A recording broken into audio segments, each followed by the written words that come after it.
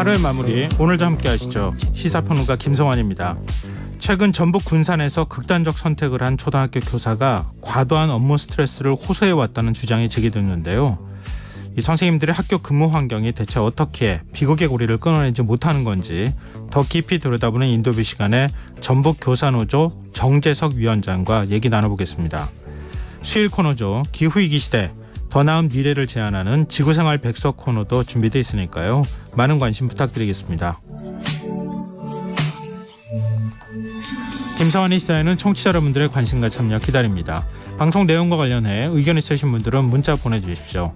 당첨된 분들께는 모바일 쿠폰 보내드릴 텐데요. 참여하실 번호는 샵 9730이고요. 짧은 문자 50원, 긴 문자는 100원의 이용료가 부과됩니다. 또 저희 방송을 유튜브를 통해서도 실시간으로 시청 또 참여하실 수 있는데요.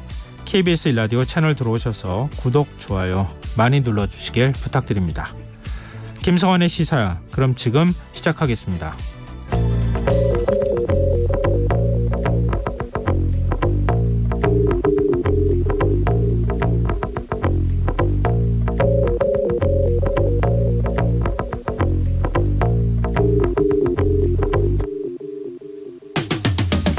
정부는 공정한 수능을 강조하면서 올해 대학 수학능력 시험에서 초고난이도 문제, 이른바 킬러 문항을 배제하겠다고 밝혔죠.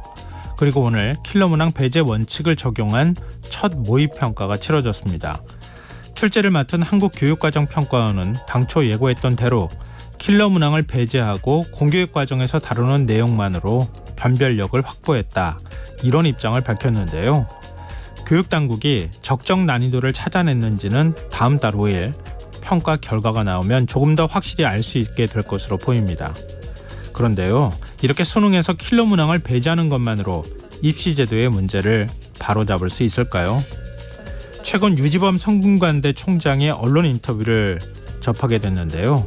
유 총장은 입시제도를 개편해서 공교육을 정상화하는 방안은 이제 한계에 이르렀다면서 서울 대치동에서 나고 자라 80점 맞은 학생과 도서 상간에서 혼자 공부에 70점 맞은 학생이 있다면 누가 더 잠재력이 있겠느냐, 이렇게 되물었는데요. 청취자 여러분들은 이 질문에 어떤 답을 하시겠습니까?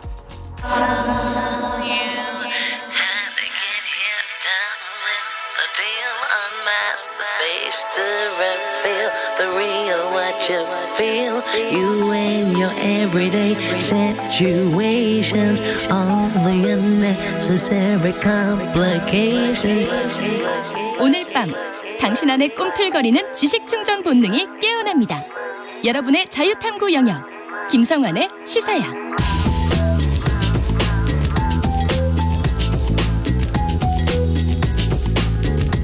오늘 놓쳤던 뉴스 꼼꼼히 정리해드리는 뉴스야 시간입니다.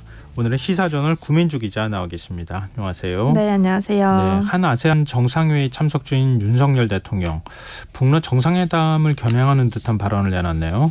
네, 순방 중인 윤석열 대통령 오늘 인도네시아 자카르타에서 열린 한 아세안 정상회의에서 국제사회의 평화를 해치는 북한과의 군사협력 시도는 즉각 중단돼야 한다면서 북한 비핵화를 위한 국제사회 연대를 강조했고요. 또 다음 주 북한과 러시아가 정상회담을 열고 우크라이나 전쟁에 사용될 무기를 거래하기 위해 논의할 거란 관측이 나오는 상황에서 대북 억제 메시지 수위 높이기도 했습니다. 윤 대통령 그러면서 어떤 유엔 회원국도 불법 무기 거래 금지 의무를 저버려서는 안 된다면서 북러의 군사 공조 강화를 명백하게 불법으로 규정하기도 했고요. 다만 윤 대통령은 북러엔 이렇게 각을 세우는 동시에 중국에는 비교적 유화적으로 접근하며 중국의 역할을 강조하는 모습도 보였습니다. 네. 한국, 일본, 중국 3국의 협력이 활성화돼야 한다면서 이를 위해 최선을 다하겠다고 밝힌 겁니다. 미국 백악관도 좀 강경한 메시지를 내놨어요. 네, 북러의 밀월 가능성이 이제 퍼지자 우려 목소리 낸 건데요. 현지 시간으로 어제 미국 백악관은 북한이 우크라이나 전쟁에 사용될 무기를 러시아에 제공할 경우 국제사회에서 대가를 치르게 될 것이라고 경고했습니다. 우크라이나 사람들을 죽이는 데 쓰일 무기를 공급하지 말 것을 북한에 계속 요구할 것이라고도 설리번 백악관 국가안보보좌관이 강조했고요. 네. 또 북한이 무기 제공을 통해 얻으려는 게 무엇인지 동기는 추정할 수 없다면서 그 의도는 김정은의 마음속에 있을 것이라고 답하기도 했습니다. 미국은 또 러시아가 이처럼 북한과 같은 나라들에 의지하며 필사적으로 무기를 구하고 있는 건 그만큼 무기 지원을 차단해온 미국의 외교적 노력이 성과를 거두고 있다는 방증이다라고도 강조했습니다. 북러 정상회담 빠르면 이번 주에도 가능하다 이런 얘기가 나오네요. 시기가 언제쯤입니까? 러시아 정부에서 일단 푸틴 대통령이 오는 12일 블라디보스토크에서 열리는 동방 경제 포럼에 참석할 거라고 알려왔거든요. 네. 여기에 김정은 위원장도 참석할 것으로 전해지면서 이곳에서 만남이 성사되는 것 아니냐라는 관측이 나오고 있습니다. 네. 다만 러시아 크렘린궁 대변인은 북러 정상회담 가능성과 관련해선 할 말이 아무것도 없다, 노코멘트다라고 말했는데요. 협의가 진행 중인 건지 확인해달라는 기자들의 요청 또한 거부하면서 신중한 태도 취하고 있습니다. 우리 정부는 북러 회담이 성사될 가능성 높게 보고 있는데요. 이종섭 국방부 장관은 오늘 국회에 출석해서 북러 정상이 만날 가능성이 있고 이 회담을 통해 북한은 새로운 무기 개발을 위한 기술 도움을 받고 또 러시아 군사 물자 지원을 받을 수도 있다라고 러시아가 국외로 나갈 때는 거의 네. 급비 상황에 해당이 되는 거잖아요. 네. 근데 이번엔 거의 노출된 거나 다름없는 상황이 됐으니까 그래서 러시아 정부 쪽에서 명확하게 얘기를 안 하는 겁니까? 더 조심스럽게 이렇게 얘기를 하는 것 같고요. 예. 이렇게 공개가 되는 것 자체가 북한의 의도가 깔려 있는 것 아니냐, 뭔가를 좀 국제사회에 어필을 하려는 것 아니냐 이런 얘기도 나오고 있는 것 같습니다. 하여튼 전 세계 이목은 지금 러시아하고 북한 네. 쪽으로 좀 쏠리고 있는 것 같은데요. 정상회담 과연 성사가 될지, 성사되면 과연 어떤 얘기가 나올지 좀 주목을 해봐야 될 것 같습니다. 국회 대정부질문 이틀째인 오늘 외교통일 안보 분야 질의가 있었어요. 그 쟁점이 된 내용들은 어떤 겁니까? 네, 오늘 여야 윤 대통령의 외교 성과, 대북 정책, 또 오염수 방류 등 좀 여러 현안 두고 강하게 충돌을 했는데요. 네. 민주당은 윤석열 정부가 정상회담 등 외교 무대에서 국익을 전혀 얻어오지 못하고 있다고 평가했고요. 오염수와 관련해서도 정말 안전하다고 확신하는지 국무위원들에게 따져 물었습니다. 여기에 국민의힘 의원들은 가짜뉴스다, 반일 감정에 편승하려 한다고 반박을 했고요. 네. 여야 간에 오염수다, 오염 처리수다 이렇게 용어 문제로 한때 고성이 오가기도 했습니다. 민주당은 또 홍범도 장군 흉상 이적 논란, 또 고 최수근 상병 사건 외압 의혹 등을 앞세웠고요. 여당은 문재인 정부 당시 경제 운영 그리고 대북 정책을 끄집어내 비판했습니다. 특히 태영호 의원의 발언이 좀 문제가 되고 있는데요. 네. 민주당을 향해서 독재 정권 김정은 편을 들면서 북한 인권 문제엔 입을 닫는 민주당은 민주라는 이름을 달 자격도 없다, 공산 전체주의에 맹종하는 것이다라고 강하게 주장을 했습니다. 아니, 대통령도 명시적으로 민주당이라고 말한 적은 없잖아요. 네, 그렇습니다. 최영우 의원은 민주당이라고 얘기하네요. 오늘 정확히 명시를 했고요. 예. 민주당 가만히 있지 않았습니다. 북한에서 쓰레기가 왔다, 역시 공산당원답다면서 반발을 쏟아냈고요. 국민의힘에서는 태영호 잘한다라고 외치면서 한동안 본회의장 내에 소란한 상황이 빚어지기도 했습니다. 한덕수 국무총리 발언도 지금 논란이 되고 있어요. 네, 기억하시겠지만 최근에 윤석열 대통령이 국무위원들을 모은 자리에서 네. 전사가 돼서 싸워야 한다고 지시를 했는데 네. 그 때문인지 한덕수 총리가 좀 달라진 모습을 보이고 있습니다. 네. 우선 홍범도함, 지난달 말에 황 총리가 국회에 나와서 명칭 변경이 필요하다는 의견을 밝혔었는데요. 예. 이후에도 국방부와 해군 사이에 계속 혼선을 빚자 오늘 민주당에서 한 총리에게 어떤 입장인지 보고를 받고 있는 건지 다시 물었습니다. 그러자 한 총리가 제가 어떻게 얘기하는지 또 제가 보고를 받고 있는지가 그렇게 중요한 일이냐라고 되물었고요. 최수근 상병 사건 외압 의혹 대해서도 다음 날 수정 지시를 한 게 그렇게 잘못된 일인가라고 일축을 했습니다. 예. 야당 의원이 거듭 문제를 제기하자 의원님의 사고방식을 이해할 수 없다며 짜증을 내비치기도 했고요. 또 현 정부의 북한 비핵화 성과가 대체 무엇이냐, 북한에 대한 확장 억제가 되고 있다고 착각하는 것 아니냐라고 민주당이 지적을 했는데 예. 여기에 한 총리는 의원님이 착각하시는 것이라면서 항의하는 야당 의원들을 향해 공부 좀 하세요 여러분, 이렇게 말하기도 했습니다. 민주당은 국회에 싸우러 왔느냐고 비난을 했고요. 한 총리는 의원이 총리의 말을 들으려 않고 방해만 하고 있다고 맞받아쳤습니다.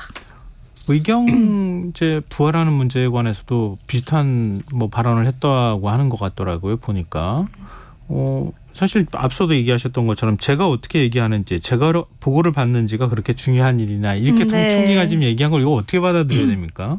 뭐 그 국방부 장관 차관에게 물어봐야 한다라고 얘기했고요. 또 다른 사안에 대해서는 한동훈 장관을 불러들이냐 이렇게 얘기를 하면서 좀 본인의 답변의 영역이 아니라는 걸 굉장히 강조했고요. 말을 이렇게 피하고 또 그거에 대해서 반박을 한 거에 대해서 민주당 의원들이 지적을 했을 때는 뭐 국무위원에 대한 모욕이다 이렇게 또 나오기도 했습니다. 아니 저는 이해가 안 되는 게 국무총리가 네. 내각을 통할하는 거잖아요. 총괄을 하죠. 네. 그러면 내각에서 어떤 문제가 있거나 이런 거는 국무총리한테 보고가 되고 국무총리가 그걸 다 종합해서 국무총리 입장으로 내야 되는 거잖아요. 맞습니다. 근데 제가 보고받는 게 그렇게 중요하냐 이렇게 물어보면 어떡해요? 그러게요. 국무총리가 뭘 한다는 건지 잘 이해가 잘 안 되네요. 그동안 이제 대정부 질문 나와서 여러 발언들이 좀 문제가 됐던 거에 대해서 몸을 사리는 것 아닌가. 네. 아 몸을 사리는 거예요 이게. 하여튼 그래도 신문 보고 알았다는 얘기를 안 하신 건 좀 다행인 것 같네요.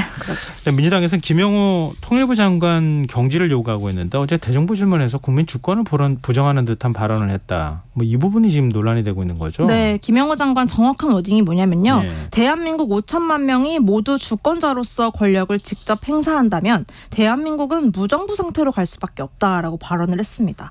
당장 헌법 1조 대한민국은 민주공화국이고 주권은 국민에게 있고 모든 권력은 국민으로부터 나온다. 이 당연한 원리를 장관이 부정한 것이다라는 비판 쏟아지고 있는데요. 네. 이재명 대표는 도저히 그냥 넘어갈 수 없는 전체주의적 사고라고 비판을 했고요.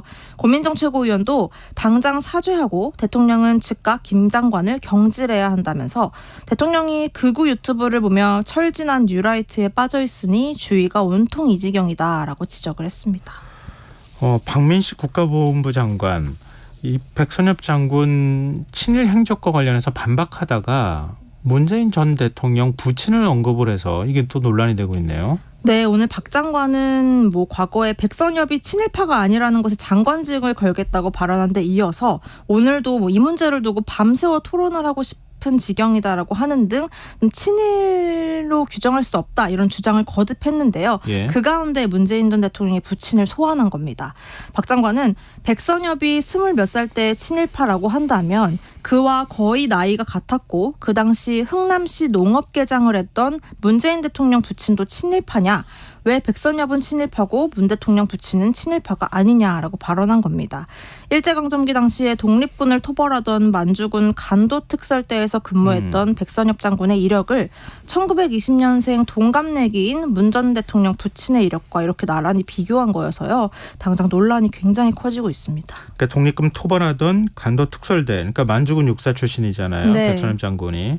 그리고 간도특설대에서 독립군 뒤를 쫓아서 잡고 또 뭐 일부 학살도 했다고 했죠. 이렇게 알려지고 네. 있는데 그 전력과 흥남시 농업개장이었던 전력을 비교하면서 둘 다 친일 전력 아니냐? 왜 그 부분은 얘기 안 하느냐? 이렇게 얘기를 했다고 하는데 문 전 대통령 바로 대응을 했어요. 네, 뭐 직접 고발할 방침 밝혔는데요. 예. 문 전 대통령은 부친이 관직에 있었던 건 해방 이후의 일이라면서 직접 사자 명예훼손 혐의로 고발할 방침 밝혔습니다. 문 전 대통령의 측근인 윤건영 민주당 의원 오늘 기자회견을 열고 박 장관이 거짓 주장을 펼쳤다면서 모르고 주장했을 리 없다. 의도가 있는 발언이었다라고 강조했습니다. 그럼 이거 어떻게 되는 겁니까? 농업개장은 네. 그럼 해방 이후에 네. 농업개장을 맡았던 거다. 그러니까 이건 친일 전력이 아니다. 그렇게 문 대통령이 해명을 했습니다. 설명을 했습니다. 내일 글쎄요. 이 점은 박민식 장관이 어떤 반응을 보일지 좀 봐야 되겠는데. 문 전 대통령의 책 운명에서도 네네. 이 자신이 이런 내용 다 명시가 공개했는데 네, 근데 허위 사실을 가지고 사자 명예훼손을 했다. 그렇습니다. 내가 사자 명예훼손으로 고발하겠다. 하겠다라고 밝혔습니다. 박민식 장관 내일 반응 좀 봐야 되겠네요. 지금 여러분께서는 KBS 1라디오 김성환의 시사회와 함께하고 계십니다. 계속해서 뉴스야 이어가겠습니다. 국민의힘은 화천대유 대주주 김만배 씨와 신학림 전 언론노조 위원장 이른바 허위 인터뷰 의혹과 관련해서 민주당이 사건에 연루된 게 아니냐 이른바 정치 공작 공작설을 계속 제기하고 있어요. 선거 공작설. 네, 네. 이 국민의힘은 이 인터뷰를 대선 공작으로 규정을 했고요. 예. 여기에 민주당을 연결지으려 하고 있습니다. 윤재호 국민의힘 원내대표 오늘 대선 공작 게이트 대응 긴급 대책회의를 열고 이 사건의 본질은 가짜뉴스로 대선 결과를 바꿔치기 하려 한 것이라면서 그 수혜가 바로 민주당과 이재명 대표에게 돌아가는 것이므로 민주당의 연루를 의심할 수밖에 없는 상황이라고 주장했습니다. 그러면서 2002년 김대엽 병역비리 조작 사건, 2017년 드루킹 댓글 조작 사건을 볼 때 상습적인 선거 공작의 연장선이다라고 주장도 펼쳤는데요. 배후에 민주당이 있었는지 철저하게 수사해야 할 것을 강조하기도 했습니다. 민주당 입장은 어떤 겁니까? 민주당은 여당이 이것을 국면 전환용 카드로 쓰려 시도하고 있다라고 반박을 했습니다. 네. 홍범도 장군 논란, 친일 논란 등에서 벗어나기 위해 프레임 전환을 하려 한다는 건데요. 정말 민주당 배후설이 의심된다면 특검에서 실체를 밝히면 된다며 오는 12월 국회 본회의 상정 예정인 대장동 50억 클럽과 김건희 여사 쌍특검을 받으라고 촉구했습니다. 또 2011년 부산저축은행 사건 당시 검사였던 윤 대통령의 수사 무마 의혹 또한 특검에서 밝히자고 나서고 있습니다. 이 50억 클럽 특검 법안이 통과할 경우엔 김만배 씨 누나가 윤석열 대통령 아버지의 집을 사들인 경위 등도 수사 대상이 될 수 있습니다. 민주당 이재명 대표 지금 단식 일주일째 맡고 있는 상황인 네. 거죠. 근데 이건 뭐라고 해요? 유튜브 인터뷰를 하면서 한 발언이 지금 논란이 되고 있다고요? 네, 오늘 유튜브 채널 김어준의 뉴스공장 인터뷰에서 예. 윤석열 정부의 일방적 국정 운영 비판했습니다. 그 과정에서 링 위에 올라가 있는 선수들이 국민의 뜻에 반하는 행위를 하면 끌어내려야 한다. 그게 민주주의다라고 발언을 했습니다. 최근 민주당 서른 의원 등 야당 내에서 윤 대통령 탄핵을 경고하는 목소리가 나오던 상황이어서 예. 이 대표의 오늘 이 발언도 윤 대통령의 탄핵 가능성을 시사한 것이라는 해석이 나오고 있는 건데요. 당장 여당은 대선 불복이자 내란 선동 행위라면서 거세게 반발했습니다. 이동관 방송통신위원장 아까 이제 김만배 씨 인터뷰 관련해서 국기문란에 네, 해당이 그랬죠. 된다는 발언을 내놨잖아요. 근데 곧바로 가짜뉴스를 근절하기 위한 태스크포스를 가동한다고 밝혔네요. 네, 그제 이동관 위원장이 국회 과방위 회의에서 언급했던 대로 방통위가 가짜뉴스 근절 TF를 만들고 원 스트라이크 아웃제를 추진하겠다고 밝힌 겁니다. 네. 이동관 위원장은 방송통신 분야 가짜뉴스 근절에 본격적으로 나서겠다면서 고의 중대한 과실 등에 의한 악의적 허위 정보를 유포할 경우 원 스트라이크 아웃을 가능케 하는 입법에도 나서겠다고 말했는데요. 즉 한 번 이러한 허위 정보를 유포한 언론에 대해선 그 즉시 퇴출이나 폐간을 가능케 할 거란 의미로 해석이 됩니다. 네. 이번 김만배 신앙림 인터뷰 논란을 발판 삼아서 이른바 가짜뉴스 금절 행보에 속도를 내고 있는 것으로 보입니다. 현직 기자이시기도 하잖아요. 네. 언론의 이 조작이라고 해야 되나요? 어떻게 해야 되나요? 이게 좀 보도하는 과정에서 실수를 하는 경우도 있고, 어떤 경우에는 이념이나 당파성에 따라서 보도를 한쪽 방향으로 하는 경우도 있고 그런데 원 스트라이크 아웃제를 도입한다는 건 좀 언론 자유를 위축시키는 거 아니냐 이런 지적이 언론계에서도 있네요. 네, 그럴 수밖에 없는 게요. 당장 이 원 스트라이크 아웃제를 떠올렸을 때 이 예. 허위 정보, 가짜 뉴스에 대한 기준을 누가 어떻게 세우느냐 이거에 대한 우려가 생길 수밖에 없는 거거든요. 네. 그래서 언론계도 비슷한 입장을 내면서 우려를 표하고 있는 상황입니다. 언론노조는요 어제 성명을 냈는데요. 원 스트라이크 아웃제를 운운하는 건 명백한 방통위의 월권이자 위법 행위를 예고한 발언이라면서 헌법이 금지하고 있는 언론에 대한 검열과 허가제를 부활시키겠다는 것이다라고 비판을 했습니다. 또 방통위가 사실 이 내용을 심의할 권한도 제재할 권한도 없는 상황이거든요. 네. 그런데다가 선진국 어디에서도 언론을 대상으로 별도 심의를 하는 사례를 찾기 힘들다 이런 지적도 나오고요.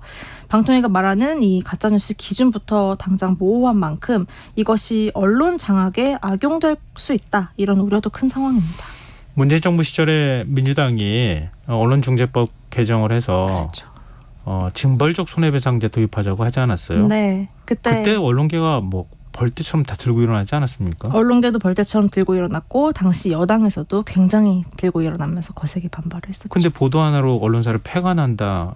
한층 더 나아간 결단이 아닌가 싶네요. 근데 언론계는 어떤 반응을 앞으로 보일까? 그것도 궁금합니다. 그런가 하면 검찰이 오늘 김만배 씨에 대한 압수수색에 나섰어요. 네, 허위 인터뷰 의혹 관련해서 검찰이 경기도 수원 김만배 씨 주거지와 화천대유 사무실 등 3곳을 오늘 압수수색했습니다. 검찰은 신앙림 전 위원장을 압수수색한 지 닷새 만에 김만배 씨 압수수색도 진행을 하면서 수사망 빠르게 좁혀나가고 있는 건데요. 지난 3월 8일 대장동 범죄 수익을 은닉한 혐의로 구속 기소된 김만배 씨는 1심 구속기간 6개월이 끝나서 내일 석방이 됩니다. 검찰에서는 석방해서는 안 된다 이런 의견 내지 않았습니까? 네, 검찰은 김 씨가 수사와 재판 중에도 끊임없이 증거를 인멸한 전력이 있는 만큼 석방이 될 경우에 또다시 증거를 인멸할 우려가 있다면서 강하게 구속 연장을 주장을 했어요. 예. 그런데 법원이 이것을 기각했습니다. 법원이 기각 사유를 정확히 밝히진 않았지만 아무래도 대장동 수사 중인 상황에서 검찰이 이것과 별개인 허위 인터뷰 의혹 관련한 증거인멸 우려를 주요하게 강조하면서 아마 기각을 한 것 아닌가 이렇게 분석이 되고 있습니다. 네. 검찰은 즉각 법원의 결정을 납득할 수 없다 이렇게 반발을 하고 있는데요. 검찰의 이 수사의 스케줄이 좀 꼬인 것 아니냐 이런 얘기가 나오고 있습니다. 그러네요. 지금 사실 허위 인터뷰 부분이 나온 것도 사실 이 구성기간 맞습니다. 연장 문제하고도 무관하다고 할 연관이 수 돼 없는 있었죠. 네. 상황인데 결국 구속을 하지 않는 것으로 결정이 났다고 하면 말씀하신 것처럼 구속해서 수사를 계속 이어가겠다. 이 부분에 대해서 조금 검찰의 수사 스텝이 좀 꼬인 거 아닌가 그런 생각이 드네요. 다음 뉴스로 가보죠. 쌍방울그룹 대북 송금 특혜 의혹을 수사하고 있는 검찰 또 민주당 이재명 대표에게 또다시 소환조사 통보했네요. 네, 또 한 번 검찰과 이재명 대표 신경전 벌어지고 있습니다. 네. 이재명 대표는 오는 12일 출석하겠다는 뜻을 검찰에 전달을 했어요. 이번 주 금요일까지 국회 대정부 질문이 이어지고 또 다음 주 월요일인 11일 지도부 회의가 예정돼 있는 만큼 그 다음 날 검찰에 나가겠다는 거였는데요. 네. 검찰은 즉각 받아들일 수 없다면서 늦어도 이번 주 중 조사를 요구했습니다. 이미 이 대표가 지난달 30일과 지난 4일 검찰의 일정에 응하지 않았다는 점을 검찰은 강조하고 있는데요. 단식으로 피의자 조사에 지장이 있을 수 있다는 점을 우려해 최대한 일정을 앞당기려는 것으로도 보이지만 한편에서는 이번 달 말 예정돼 있는 국회 본회의에서 이 대표 체포동의안 표결까지 진행을 하려면 서둘러 조사를 끝내야 한다는 속내도 깔려 있는 것으로 분석이 나옵니다. 검찰이 얘기하고 있는 소환 일정이 7일부터 9일 사이라고 하는 거잖아요. 네. 이재명 대표는 12일 날 나가겠다 이렇게 하는데 사흘 사이 일정이 왜 이렇게 논란이 되고 있는 겁니까? 단식 때문이에요? 그러니까 단식이 아무래도 장기화되면 이 대표가 건강 문제 등의 이유로 검찰의 출석을 좀 미루거나 아니면 좀 무리를 줄 수 있다 이런 예측 때문에 일단은 앞당기는 것으로 해석이 되는데요. 네. 21일과 25일에 예정된 국회 본회의에서 이 체포동의안 표결도 해야 하기 때문이란 얘기까지 나오는 겁니다. 그땐 너무 늦는다. 최대한 앞당기는 빨리 게 해서 좋겠다. 일정을 좀 예. 무리가 없도록 소화를 해야 한다. 네. 국민의힘이 서울 강서구청장 재보궐선거에 후보를 결국은 내기로 결정을 했고 그 후보가 누구로 결정됐습니까? 고심 끝에 일단 공천을 하기로 했고 곧 공천관리위원회 꾸릴 것으로는 보이고요. 예. 광복절 특별사면 이후에 이미 선거 모드에 돌입한 김태우 전 구청장 공천 유력한 상황입니다. 불과 얼마 전까지만 해도 국민의힘 내에서는 이 김 전 구청장 공천에 대해서 굉장히 부정적 기류가 우세했거든요. 네. 아무래도 이번 보궐선거를 열리게 한 원인 제공자인데다가 당이 무공천을 약속해왔기 때문에 이것을 깨는 데 부담이 컸고 또 패배할 경우에는 내년 총선에 직격탄을 맞게 되기 때문에 실익보다는 리스크가 더 크다 이런 얘기가 지배적이었는데요. 예. 최근 며칠 사이에 강서구에서 승부를 겨뤄볼 만하다 하는 분위기가 당내에 커지면서 공천으로 가닥을 잡은 분위기가 좀 급하게 형성이 된 것 같습니다. 일각에서는 이렇게 급선회한 데 대해서는 윤심이 작용한 것 아니냐 이런 의심까지 제기되고 있습니다. 민주당은 진교훈 전 경찰청 차장을 공천한다고 하네요. 네, 경찰청 차장을 지낸 진교훈 후보를 전략 공천을 했고요. 단단히 힘을 실어주고 있습니다. 민주당이 진 후보를 공천한 것과 관련해서 검찰 수사관 출신인 김태우 전 구청장을 염두에 두고 검경 구도를 만든 것 아니냐 이런 분석도 나오는데요. 민주당은 진 후보가 여론조사에서 경쟁력이 높았기 때문에 공천을 한 것이라고 설명을 하고 있고 진 후보도 검경 대립구도보다는 누가 구정을 더 살필지 봐달라고 강조하고 있습니다. 네. 하지만 여당에선 억지 검경 프레임이다라고 비판하고 있습니다. 뉴스 여기까지 하겠습니다. 지금까지 시사저널 구민주 기자였습니다. 고맙습니다. 고맙습니다.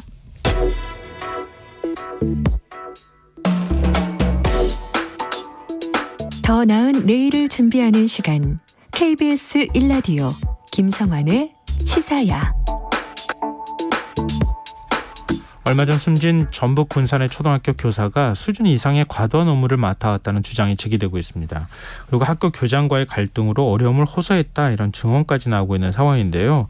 생전 근무 환경이 어땠길래 스스로 생을 마감할 수밖에 없었던 건지 전북 교사노조 정재석 위원장 연결해서 얘기 나눠보도록 하겠습니다.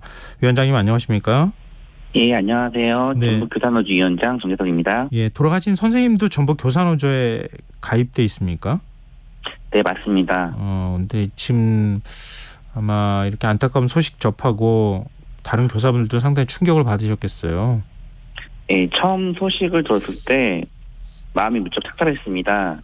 지난 3월에 우리 조합원이기 때문에 저에게 문의할 일이 있어서 대화를 나눴고, 예. 나중에 전북교사노조 사무실에서 시간 되면 보기로 했는데 뵙지 못한 마음이 너무 미안했고, 전북교사노조 조합원 선생님들은 충격에 빠져 있는 상태입니다.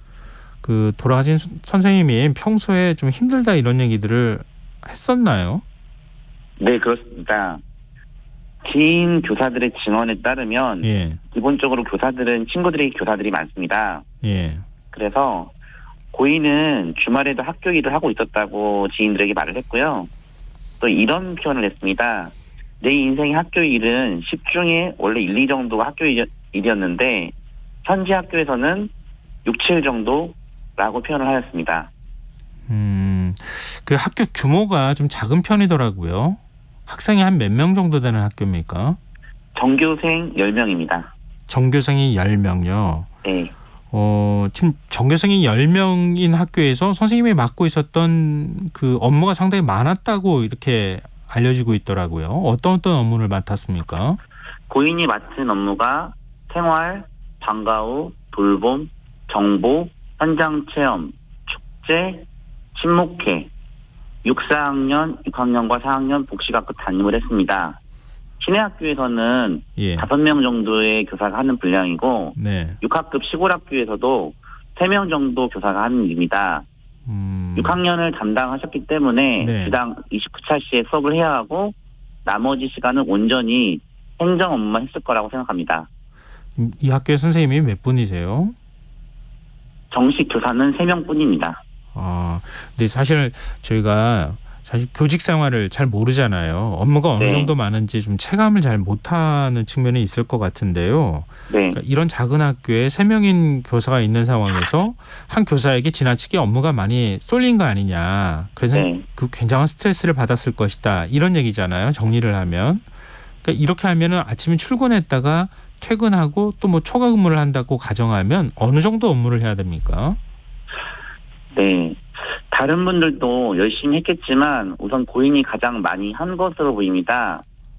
차세대 라이스와 에듀테크로 정보 업무가 부각되고 있고, 예. 또 비노란 버스 운행이 현장 체험학습에서 유법이라는 법제처의 해석이 나왔습니다. 예. 버스 계약이 취소되고 현장 학습을 대중교통을 이용해야 하기 때문에 다시 계획서를 세워야 하는 혼란이 있고, 돌봄이 저녁 6시까지 연장되어서 돌봄 업무가 더 늘어났을 것으로 보이고요. 네. 특히 그 학교의 공지사항을 살펴보면요. 10건 중 7건을 고인이 작성했고, 전체 생산 공문을 100%라고 했을 때 44%가 고인이 담당하였습니다. 그만큼 업무가 쏠렸고요. 예. 또 이제 업무의 그 질인데요. 예. 업무가 더 힘들었던 이유는 직전 학교도 이 학교처럼 전교사가 4명인 학교인데도요. 예. 이 고인이 생각할 때 10이라고 생각할 때 1, 2라고 생각했는데 지금은 6, 7이기 때문에 더 노동 강도가 더 세졌다고 생각합니다. 지금 그 선생님들이 좀 이렇게 업무를 서로 나눌 수는 없습니까? 분장을 좀 해서 한 교사한테 지나치게 업무가 쏠리지 않도록 할 수는 없었던 건가요? 업무 분장은 서로 상호 협의해야 한 걸로 저는 확인을 했고요. 예. 중간에 이렇게 좀 업무가 쏠린다면 교장이 업무 분장을 다시 할 수 있는 권한이 있습니다. 예. 그러한 것을 놓쳤다고 생각합니다. 근데 학교 교장 설명으로는 업무를 다 나눠줬고 본인이 그 업무를 맡겠다고 했다. 이렇게 얘기를 하고 있거든요. 근데 지금 그 해당 교사가 가지고 있었던 또 해야 했던 업무량과 비교해 봤을 때는 학교 교장의 말하고 좀 상반되는 거 아닙니까? 이거에 대해서는 어떤 의견이세요? 이거는 누가 봐도 업무량이 고인이 가장 많기 때문에 아까 84%라고 말했잖아요. 예. 그 절대적인 양이 나왔는데 그렇게 이야기하는 것은 논리적으로 맞지 않다고 생각합니다. 본인도 교장이라면 예. 예산과 사업을 가장 많이 하는 업무들이 많았기 때문에 우리는 일을 할 때는 항상 예산이 수반됩니다. 네. 예산을 많이 쓰는 사람, 사업을 많이 하는 사람이 일을 많이 하는 사람이죠. 그렇기 때문에 이러한 부분은 동료 교사도 이 선생님이 예산 쓰는 일을 많이 했다라고 이미 증언하였습니다. 그러니까 그 예산 처리와 관련한 업무가 제일 중요하고 제일 힘든 업무잖아요. 뭐 어떤 공무원들이 또 그렇지만. 중요하다고는 저희가 이제 교직에서 예. 뭐 가르치는 일이 중요하지 학교 사업하는 일이 중요하다는 예. 얘기는 그런 얘기는 좀 교육자로서는 맞지는 않지만 예. 어쨌든 일의 강도가 가장 높은 것은 사실입니다. 혹시 동료 교사들이나 교장하고의 갈등은 없었습니까? 갈등은 이 선생님께서는 동료 교사의 갈등은 잘 보이지 않고요. 예. 학교 교장과 갈등이 있었다라는 것은 이미 다른 지인에게 문자를 통해서 카톡을 통해서 이미 말을 했고요. 예. 다른 지인은 한 지인은 자기가 만난 교장 중에서 가장 힘든 분이라고 표현했고 다른 지인은 교장이 공문을 자주 반려해서 네. 매우 힘들었다고 증언하였습니다. 업무를 처리하는 스타일이 고인과 교장이 좀 잘 안 맞은 것으로 보이고요. 전자문서로는 반려 흔적이 없는 걸로 봐서는 구두 반려를 보이고요. 교직에서는 매우 흔한 일입니다. 이제 선생님 돌아가시고 난 다음에요. 노조에서는 진상규명 요구하고 계시잖아요. 네. 지역 교육청 차원에서 어떤 진상조사의 노력이나 이런 것들이 있습니까? 현재 진상규명을 위해서 분산교육지원청에서 하고 있는 걸로 알고 있습니다. 네. 좀 과정은 정확히 알고 있지 못합니다. 지금 일단은 조사 중이다. 이 정도만 네. 지금 알려진 거네요. 왜냐하면 예. 해경의 수사 결과를 기다리고 있는 것으로 보입니다. 경찰 수사가 또 진행 중인 상황이니까. 네, 그리고 네. 포렌식 결과와 유서도 확인해야 할 필요가 있습니다.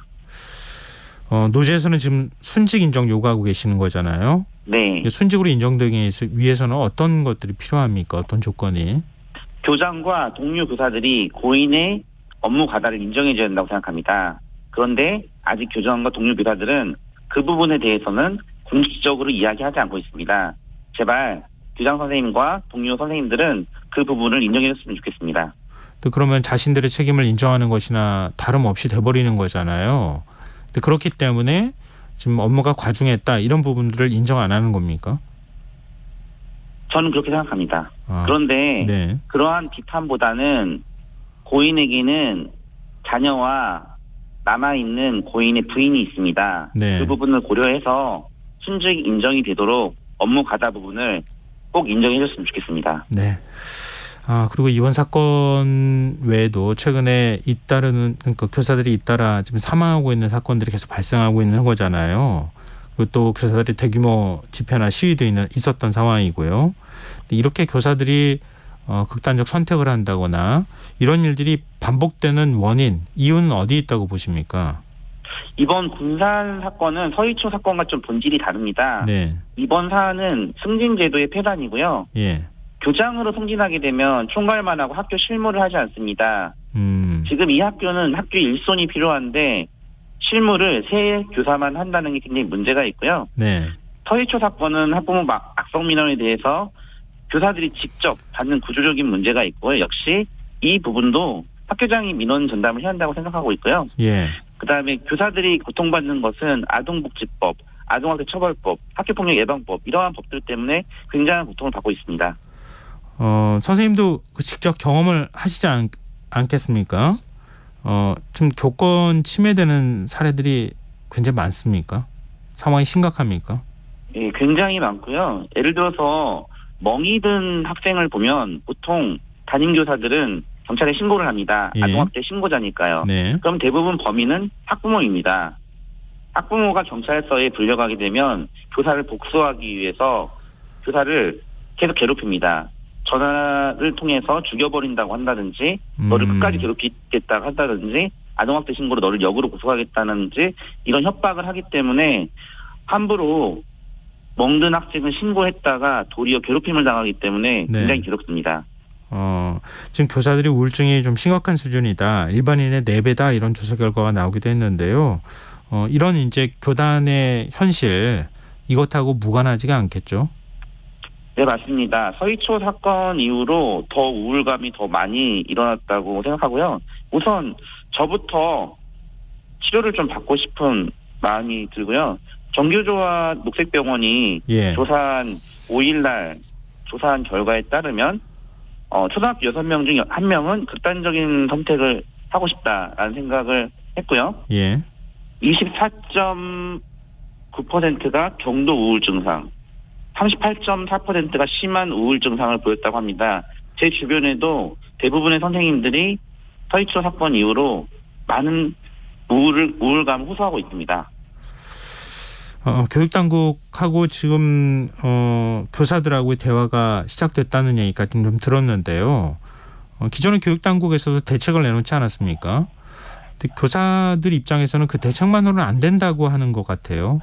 앞으로 어떤 부분들이 좀 바뀌어야 된다고 보십니까? 네, 맞습니다. 교육당국이 내놓은 해결책으로는 근본적인 해결을 할 수가 없습니다. 예. 우선 아동복지법과 아동학대 처벌법을 개정을 해야 되는데요. 예. 지금 현재 아동학대 전담팀이 시군구청이 있는데 이러한 기능을 하는 아동학대 판별위원회를 시도교육청에 놔서 네. 교육적 맥락을 고려해서 아동학대를 판별을 해야 되고요. 네. 그리고 현재 아동복지법상 교사가 보호자입니다. 보호자가 될 이유가 없습니다. 보호자에서 제외해서 유기방임에서 벗어나게 해야 합니다. 그리고 학교폭력 예방법도 지금 사라져야 할 법이라고 봅니다. 네, 알겠습니다. 오늘 인터뷰 응해주셔서 고맙습니다. 네, 감사합니다. 네, 지금까지 전북교사노조 정재석 위원장이었습니다.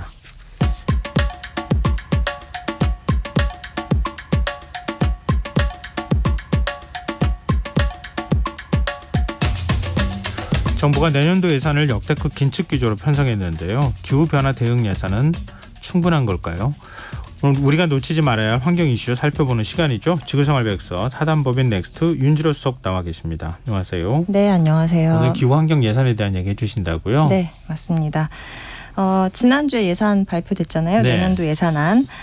이제 뭐 워낙 이제 굵직한 내용들은 지난주에 보도가 많이 돼서 아실 것 같아요. 이제 세수가 부족하다 보니까 말씀하신 대로 초긴축 예산이 편성됐잖아요. 예. 총 지출 규모가 올해보다 2.8% 늘어나는데 뭐 물가 상승률 감안하면 사실상 감축 예산인 거고 네. 또 R&D 예산 줄어든 것도 되게 이슈가 돼서 진짜 대학교 교수님들은 만나면 다 이 얘기 하시더라고요. 얼마 줄었다 막 이렇게. 네. 그래서 이제 이런 내용들은 많이 보도가 됐는데 이제 기후변화 대응과 관련된 예산 보도는 사실 이제 별로 없더라고요. 제가 예산 나온 지 한 일주일 정도 돼서 제가 네. 그동안 계속 찾아봤거든요. 근데 네. 그게 많지가 않아서 그래서 이제 오늘은 내년도 온실가스 감축과 기후변화 대응 도대체 무슨 돈으로 어떻게 하려고 하는지 그걸 좀 말씀드리려고 합니다. 근데 기후변화 예산은 어디서 주무부처가 환경부인 거예요? 이제 뭐 기후변화가 어쨌든 환경 이슈라고 생각을 하면 네. 이제 환경부 예산이겠거니 하는데 사실은 그렇진 않습니다. 왜냐하면 이제 전통적으로 우리가 예전에 환경부, 그러니까 공해를 관리하는 오염물질을 관리하는 거라고 하면은 이제 환경부 예산으로 보면 되는데 네. 사실 기후변화라는 거는 거의 모든 부처에 다 조금씩 다 들어있다고 보면 되고 특별히 이제 뭐 에너지라든가 산업 이런 전환 이슈가 있잖아요. 예. 그래서 그런 거는 산업부 소관이어서 이제 산업부 또 비중이 굉장히 큽니다. 그래서 오늘은 환경부뿐만이 아니라 산업부 그리고 다른 부처에 있는 이제 항목들을 쭉 짚어볼 텐데요. 쭉 보니까 예. 역시 이번 정부 성격이 되게 확실히 묻어나더라고요. 무엇을 강조하고 무엇을 좀 약간 이제 후순위로 밀어두고 있는지 이 부분이 굉장히 뚜렷이 드러나는데. 근데 그걸 어떻게 다 모으셨네요. 네. 그래서 언론이 그렇게 많이 보도 안 하는 것 같거든요. 네, 다 살펴봤는데 네. 일단은 각 부처 예산을 살펴보기 앞서서 먼저 큰 그림부터 보면 네. 이게 내년도 예산안이 4개 정책 분야 20대 핵심 과제 이게 이제 중심에 놓고 짜여졌거든요. 예. 여기에 뭐 기후, 탄소, 에너지 뭐 이런 게 살짝은 들어 있습니다. 뭐 예. 예를 들면은 공급망 부문에서 뭐 리튬이나 히토류 이런 핵심 자원 공공 비축분을 좀 더 늘리겠다 뭐 이런 내용이 있는데 네. 그러니까 뭐 전기차라든가 재생에너지 늘리려면 결국 배터리가 중요하고 배터리 만들려면 또 이제 리튬 이런 거 공급망을 잘 그렇죠. 확보해야 되니까 네. 미리 이제 그런 식으로 해석을 하면 이것도 탄소 중립 예산이겠다 이렇게 이제 해석을 하는 거고요. 예. 근데 이제 뜻밖의 이제 사실은 이제 중요한 건 이제 큰 덩어리는 에너지나 산업 부문을 어떻게 전환할까 그거와 관련된 예산인데 그게 제일 큰 화두잖아요. 그렇죠. 근데 예. 이제 20대 핵심 과제에 그런 내용은 안 들어 있고요. 되게 뜻밖의 예산이 20대 핵심 과제로 들어가 있는데 뭐냐면 예. 이제 탄소 저감하는 식으로 농사를 지으면 인센티브를 주겠다. 이게 들어 있어요. 이게 20대 핵심 과제예요. 네네네. 예를 들면은 이제 벼농사 할 때 물을 담아두잖아요. 예. 그러면 거기서 메탄이 발생을 해요. 그래서 네. 그런 이제 논물 관리를 잘하면 이제 그래서 배출량을 줄이면 우리가 지원금을 주겠다. 약간 이런 내용이 또 들어 있고. 예. 이래서 이제 온실가스를 줄이는 내용은 사실 요 정도가 이제 들어가 있는 거고 대신에 기후 변화로 인해서 피해가 발생을 하잖아요. 그걸 예방하는 비용은 조금 더 비중 있게 다뤄줬습니다. 아무래도 이제 올여름 수해가 좀 있었다 보니까 예. 그리고 이제 올초 가뭄 때문에 그때부터 계속 뭐 물그릇을 키워야 된다 이런 이야기 있었잖아요. 네. 그래서 이제 치수 관련된 예산이 확 뛰더라고요. 근데 요거는 조금 뒤에 다시 말씀을 드리기로 하고 네. 이제 기재부가 지난달 24일에 먼저 기자들 대상으로 브리핑을 했거든요. 네. 근데 그때 이제 그 추경호 장관이 발표한 내용을 봐도 뭐 기후나 탄소나 이런 언급은 한 번도 없어서 아직 우리나라 살림에서 이런 이슈는 조금 주요 아젠다가 아니구나 약간 이런 생각이 좀 들더라고요. 근데 뭐 전 부처에 예산들이 다 흩어져 있기는 하지만 그래도 가장 주무부처는 환경부다 이렇게 우리가 생각할 수밖에 없는데요. 네. 다른 부처하고 비교했을 때 부처 예산만 비교하면 환경부가 네. 어느 정도예요? 환경부 예산이 지금 12조니까요. 뭐 산업부랑 사실 액수로 따지면 총액은 거의 비슷한 정도인 것 같은데 이제 예. 부처 자체가 힘이 있는 곳이 아니다 보니까 아마 줄 세우면 제일 마지막에 네. 해당되지 않을까 그쵸, 싶네요. 네. 여가부 바로 위가 아닐까 싶은데요. 너무 마음이 아프네요. 네. 아무튼 그래서 이제 주목을 많이 못 받는 게 사실인데 그런데요. 저는 사실 환경부가 하도 이번 정부에 약간 이념 부처로 찍혀가지고 좀 예산이 많이 줄었겠거니 생각을 했는데 네. 예산이 늘었어요. 작년보다 1조 원 가량. 이게 증가율로 따지면 8.8%니까 생각보다 많이 늘어난 거죠. 전체 예산이 2.8%인가요? 네네네. 그건 늘었는데 네. 여기 환경부 예산이 8.8%가 늘어요? 네. 이거 좀 의외인데요. 네. 근데 이제 저도 그랬는데 이제 안을 들여다보면 이래서 그렇구나라고 이제 좀 짐작이 되는데 네. 왜냐하면 이 늘어난 액수의 거의 대부분 그 늘어난 총액보다 더 많은 양이 어느 부분에서 늘었냐면요. 물관리 예산이 늘었어요. 물관리 예산이 한 1조 833억 정도 늘었거든요. 네. 예, 그 중에서 이제 늘어난 물 예산 중에 특별히 어디에 집중이 됐냐?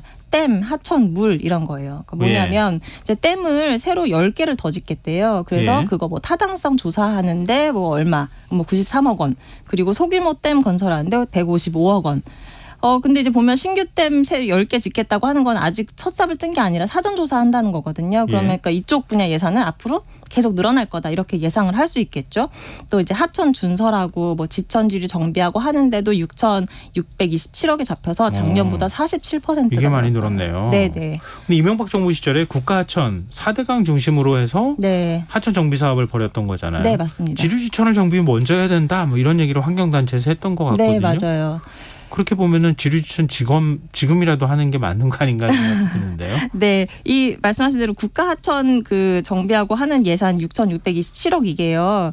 그 MB 때 진짜 그 4대강 사업 고고 말고 이제 그 국가하천 정비하고 하는 그 예산 액수는 4대강 사업 이후에 진짜 최대 규모라고 합니다. 이번이. 그래요. 네. 네. 그래서 이제 이렇게 뭔가 댐 짓고 하천 관리하고 하는 게 기후 적응 측면에서 이제 뭐 어떻게 보면 필요하다고 할 수도 있는데 일단 환경단체에서는 이제 꼭 뭐 더 댐을 막 더 계속 짓고 하는 것보다 강폭을 좀 넓히고 보호 제거하고 강 주변에 저류지 만들고 하는 게 더 중요하다 막 이렇게 이야기를 하기도 하죠. 네네. 근데 어쨌든 지금 정부가 구상하는 이런 방식의 수량 관리가 맞다라고 인정을 하더라도 여전히 좀 아쉬운 부분이 있는 게요.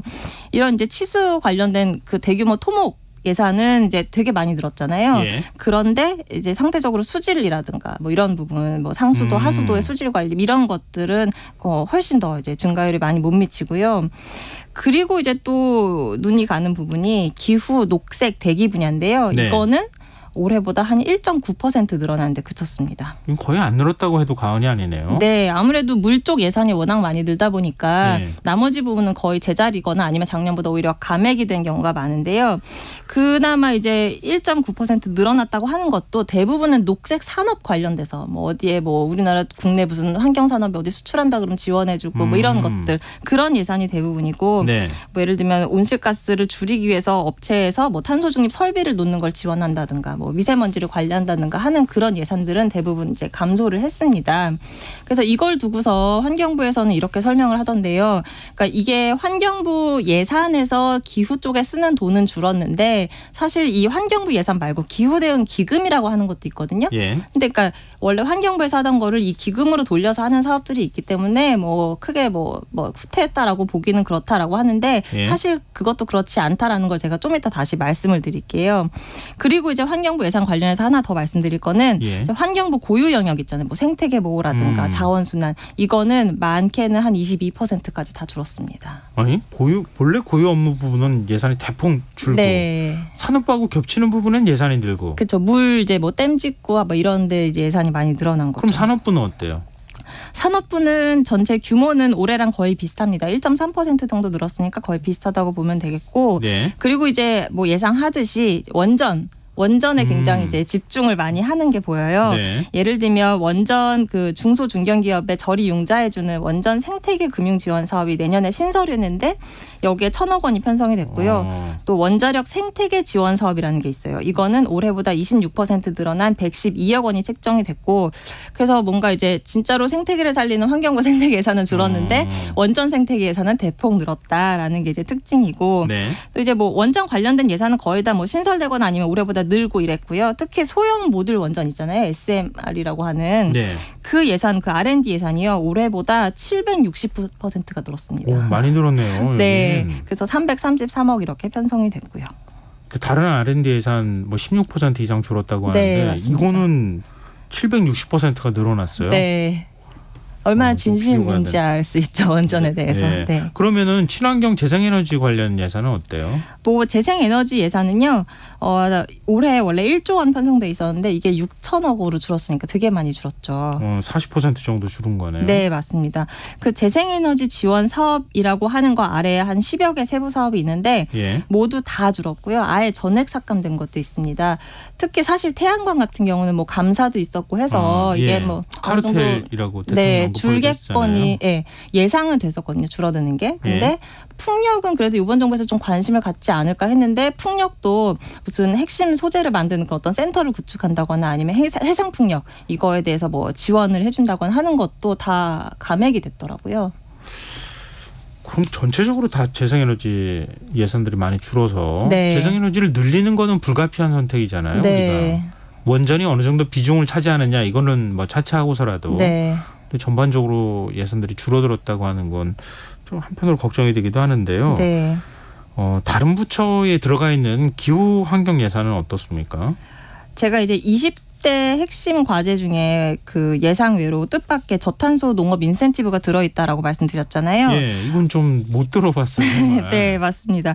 이게 이제 그러니까 이제 신규 도입됐어요. 농가에 탄소 감축 활동하는데 직불금 지급하는 이런 게 근데 내년에 신규 도입이 되는데 예산이 90억 원이에요. 예. 그래서 이제 예를 들면 이게 대표적인 게 뭐 논물 관리하면 뭐 주고 하는 그런 거라겠잖아요. 근데 네. 아무리 논농사 농가수가 매년 줄어도 지금 거의 한 50만 가구가 되는데 90억이라고 하면은 얼마 안 되는데요, 액수가 요즘? 좀 많진 않아서 좀 아쉬운 액수죠. 예. 그리고 이제 농림부에서 하는 농업 온실가스 감축 및 기후변화 대응 사업도 감액이 됐는데 이것도 마찬가지로 어떤 사업이 특히 많이 줄었냐면 예. 농촌 재생에너지 보급 지원 예를 들면 영농형 태양광이라든가 이런 부분 이런 그러니까 태양광 패널 설치하고 그 밭에서 같이 또 농사를 네, 질 수 있는 이제 뭐 이런 그- 거 말씀하시는 거죠? 네, 그거 뭐 예. 실증 사업 한다거나 아니면은 뭐 이제 동네 마을회관에 뭐 옥상에다 짓는다고 하는 그런 것들도 다 이제 한 32% 줄었습니다. 그러니까 태양광자 들어가면 다 감액이 됐다라고 이제 보면 될 것 같고, 네, 뭐 기타 뭐 SOC 예산 늘고 하는 것들은 이미 많이 언급이 됐었죠. 들어보니까 우리가 탄소 감축을 계속 해야 되는 상황인데 네. 이걸로 과연 어느 정도 감축할 수 있을까 이런 의문을 갖게 되네요. 네, 이제 탄소 중립을 해야 되잖아요. 하기는 해야 되는데 그냥 이제 우리 열심히 해보자라고 하니까 사실 속도가 너무 안 붙어서 그래서 이거를 뭔가 이제 편성을 하거나 할 때 이거를 좀 제도적으로 이 부분을 특히 신경을 써보자라고 해서 도입된 제도들이 있어요. 네. 대표적인 게 온실가스 감축 인지 예산 제도라고 해서 2023년부터 도입된 게 있고요. 또 기후 대응 기금이라고 하는 이거는 이제 기재부 건데요. 거기서 기재부가 각자 이제 기재부 건데 이거를 각 사업부처에 나눠주는 거죠. 환경부, 산업부 등등 쭉 나눠주는 그 기후대응 기금이 있는데 이것도 2022년에 마련이 됐습니다.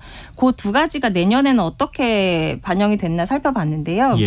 그 온실가스 감축인지 예산제도 제가 아마 작년에 한번 소개를 해드린 적이 있어요. 그랬던 것 같아요. 그래서 네. 다시 한 번만 간략히 말씀해 주시죠. 네, 이게 이제 예산이나 기금 편성할 때 정부에서 쭉 하는 사업들이 있을 거 아니에요. 네. 그때 탄소 감축에 해당하는 그런 사업들이 뭐가 있는지 딱 추려서 이게 좀 명시적으로 보일 수 있게 그래서 예산 짤 때 이런 걸 좀 더 한 번 더 신경 쓸 수 있게 한 그런 제도인데 제가 작년에 뭐라 그랬냐면 근데 여기서 이제 감축 사업으로 하는 게 사업 수도 적거니와 예산액이 너무 적다. 그러나 이제 첫 해였으니까 이제 좀 지켜보자. 뭐 이렇게 좀 말씀을 드렸었는데 그래서 봤더니 내년도에는 감축 사업 그 수는 한 294개로 6개 정도 아주 조금 늘었어요. 근데 예산은 10조 9천억 원으로 8.5% 이것도 역시 줄었고요. 기후 대응 기금도 2.5조에서 2.4조로 좀 줄었습니다. 좀 우리도 환경이나 기후 대응이 좀 적극적으로 나섰으면 좋겠는데 이거 가지고 될까 이런 생각이 자꾸 드네요. 네. 자, 지구생활 백서 오늘 여기서 마무리하겠습니다. 지금까지 하단법인 넥스트 윤지래 수석과 함께했습니다. 고맙습니다. 네, 감사합니다. KBS 일라디오 김성환의 시사 1부 순서 여기서 마무리하겠습니다. 전 11시 정각 2부에 다시 찾아오겠습니다.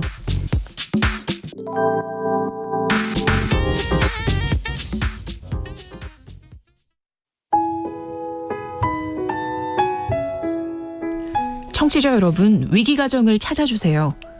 어려운 경제 상황 속에서 긴급한 경제적 지원이 필요한데도 복지 사각지대에 놓여 있어 아무런 지원도 받지 못하고 극한 상황으로 내몰리고 있는 위기 가정이 늘고 있습니다. KBS 강태원 복지재단에서는 사회 안전망에서 벗어나 위기에 처해 있는 가정을 발굴해 긴급 지원하는 사업을 진행합니다. 여러분 주위에 스스로의 힘만으로는 도저히 일어설 수 없는 힘든 이웃이 혹시 있는지 찾아봐 주세요. 우리 사회의 건강한 구성원으로 신속히 복귀할 수 있도록 KBS 강태원 복지재단이 작은 힘을 보태겠습니다. 여러분의 제보 전화를 기다립니다. KBS 강태원 복지재단 제보 전화 1533-0900, 1533-0900입니다.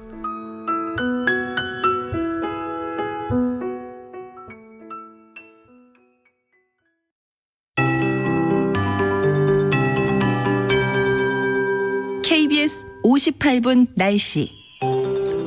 현재 제주도 동부 지역 중심으로 약하게 소나기가 내리고 있습니다. 내일 새벽까지 내리는 곳이 있겠고 전남 남해안은 새벽까지 빗방울 떨어지는 곳이 있겠습니다. 내일 동해 북부 해상에 있는 고기압의 영향을 받겠습니다. 전국이 대체로 맑겠지만 강원 영동과 경상권 제주도는 구름 많이 끼겠습니다. 금요일과 토요일 대체로 맑은 날씨가 이어지다가 일요일 전국이 흐린 가운데 전남과 경남, 제주도에서 비가 내리겠고 제주도는 월요일까지 비가 이어지는 곳이 있겠습니다. 영남 해안 지방은 내일까지 바람이 순간 풍속 초속 20m 이상으로 매우 강하게 불겠고 전남 남해안과 제주도는 내일부터 모레 사이 순간 풍속 초속 15m 이상으로 강하게 부는 곳이 있겠습니다. 내일 아침 기온은 대관령 11도, 제천 13도 등 강원 내륙과 산지를 중심으로 15도 이하로 내려가는 곳이 있겠습니다. 그 밖에 서울은 20도, 광주, 대구 21도가 예상입니다. 낮 기온은 광주 32도, 서울 31도, 인천, 대전, 세종 30도, 대구 29도, 부산, 제주 28도가 예상입니다. 미세먼지 농도는 전국적으로 좋음으로 예상됩니다. 서울지방 현재기온 26.3도, 습도 63%입니다. KBS 58분 날씨 장건배입니다.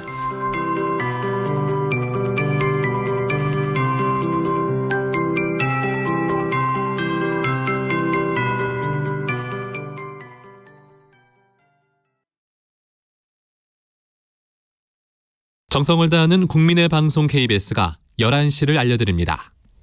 AM 711kHz, FM 97.3MHz, KBS 1라디오입니다. HLKA.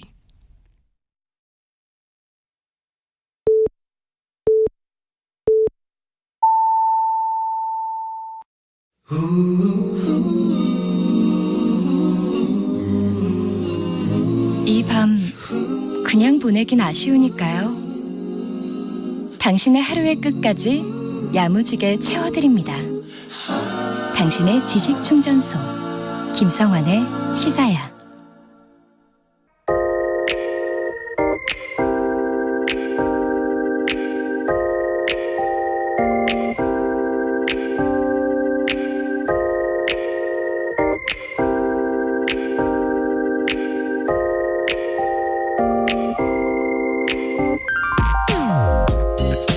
범죄 영화를 상영하던 스크린에서 방금 툭 튀어나온 듯 대낮 도심도로에서 차량 도주극이 펼쳐지는 장면에 눈을 뗄 수가 없었습니다.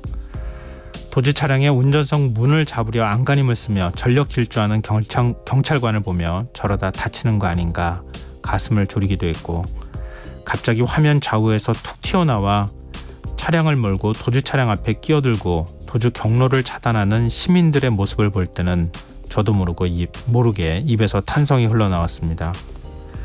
하루 전 경찰청 유튜브 채널에 올라온 음주 차량 검거 영상이 오늘 큰 화제가 됐습니다. 이 영상에는 지난 6월 24일 경찰이 경기도 성남의 한 도로에 차가 서 있다는 신고를 받고 출동한 뒤 벌어진 도주 장면이 고스란히 담겨 있었습니다. 당시 차량 운전자는 도로 한가운데 차를 정차해놓고 잠이 든 상태였다고 하는데요. 경찰이 음주운전을 의심하고 운전자에게 도로 우측으로 차량을 정차하라고 지시했는데 운전자는 갓길에 차를 정차하는 듯 하더니 이내 속도를 높여 도주를 시작했다고 합니다. 이후 벌어진 상황은 앞서 말씀드린 바와 같습니다. 도주 당시 운전자의 혈중 알코올 농도는 0.179%, 면허 취소 수치인 0.08%를 한참 뛰어넘는 만취 상태였습니다. 솔직히 잇따르는 흉악범죄에 경찰에 대한 시선이 곱지 않았던 게 사실인데요. 영상 속 경찰의 모습은 전혀 달랐습니다. 자신의 안전을 돌보지 않고 최선을 다해 범인을 검거하는 모습에 저절로 존경심이 우러났습니다. 그리고 한치의 주저함도 없이 범인 검거에 합주하는 시민들의 모습에도 아낌없는 박수를 보내고 싶더군요. 무엇보다 경찰이 밝힌 이 말에 흉악범죄를 막을 수 있는 치안 대책이 들어있는 듯해서 굉장히 인상적인 느낌을 받았는데요. 전해드리면 이렇습니다. 포기하지 않는 열혈 경찰과 두 시민의 환상적인 콜라보로 범죄를 예방할 수 있었다. 그렇지. 가장 좋은 치안 대책은 경찰과 시민의 콜라보지라는 생각을 해봤습니다. 지금까지 오늘의 발견이었습니다.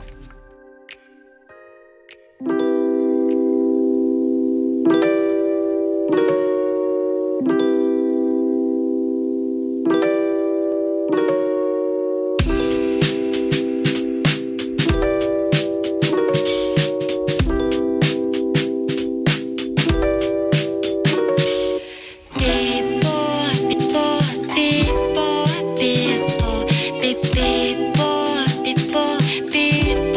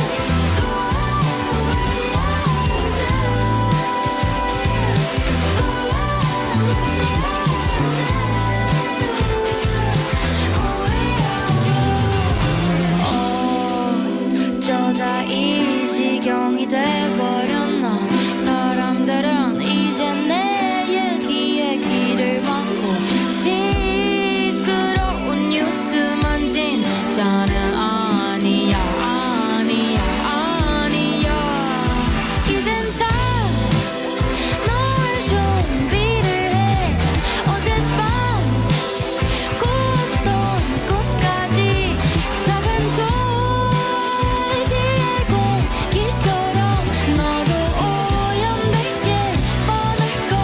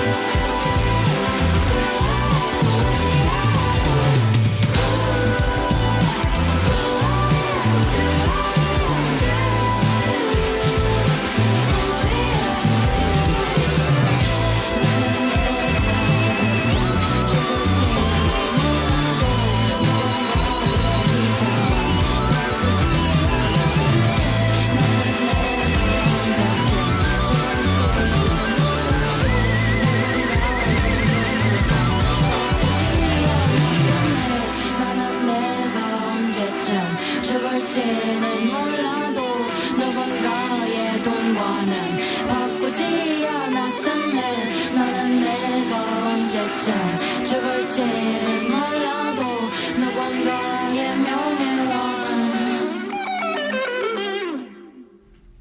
오늘의 발견에 이어서 김뜻돌의 삐뽀삐뽀 들으셨습니다. 김성원의 시사는 언제나 청취자 여러분의 관심과 참여 기다리고 있습니다. 휴대전화 뒷자리 4936 쓰시는 청취자분께서 한쪽만 잘한다고 되는 건 없겠죠. 경찰과 시민의 공생관계 이런 좋은 일이 더 많았으면 하는 바람입니다. 이렇게 문자를 주셨어요. 경찰과 시민들이 콜라보 잘하면 범죄자들이 마음껏 활개치지 못하겠죠. 자기 마음대로. 이런 눈이 오히려 제일 무서운 거 아닌가 싶어요. 내가 뭔가 범죄를 저지르면 바로 옆에서 바라보던 시민이 나서서 잡으려고 한다. 경찰은 금방 출동할 거야. 이렇게 하면 자연스럽게 범죄가 줄어들지 않을까 이런 생각을 좀 해봤습니다. 어느새 우리가 늘 큰 관심을 갖지 않는 보이지 않는 곳에서는 이렇게 헌신적인 경찰들이 굉장히 많을 거라고 생각해요. 시민분들도 우리 기사들 많이 보시잖아요. 이렇게 용기 있는 시민정신 갖고 있는 시민들 굉장히 많이 계시거든요. 좀 더 그런 분들이 많아지고 좀 감시의 눈초리를 많이 보낸다면 그러면 지금과 같은 이런 범죄들은 많이 생기지 않지 않을까 그런 기대를 좀 해봤습니다. 네, 청취자분들 의견 고맙습니다. 계속해서 추첨해서 당첨된 분들께 모바일 쿠폰 선물로 드리겠습니다. 더 많은 참여 부탁드립니다. 참여하실 문자 번호는 샵9730이고요. 짧은 문자 50원, 긴 문자는 100원의 정보 이용료가 부과됩니다. 콩 게시판 KBS 1라디오 유튜브 채널을 통해서도 무료로 참여하실 수 있습니다. KBS 1라디오 김성환의 시사야와 함께하고 계신 지금 시각은 11시 8분입니다.